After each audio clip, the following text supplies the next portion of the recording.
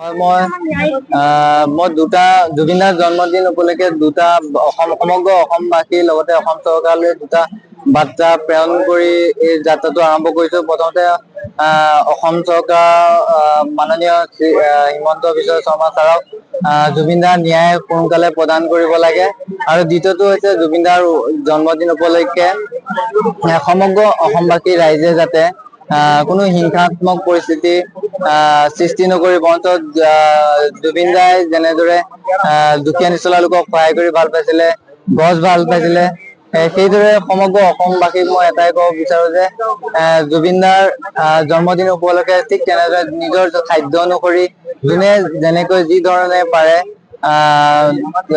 সহায় কৰে, সেয়াই হ'ব জুবিনদাৰ বাবে শ্ৰেষ্ঠতম উপহাৰ। মোৰ নাম নিৰঞ্জন শইকীয়া। হয়, ভাল লাগিছে বহুত।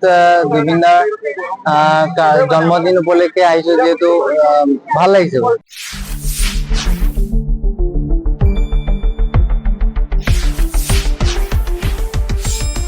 শুদ্ধ আৰু বিস্তৃত বাতৰিৰ বাবে চাই থাকক নিউজ ডেস্ক ৰিপোৰ্ট।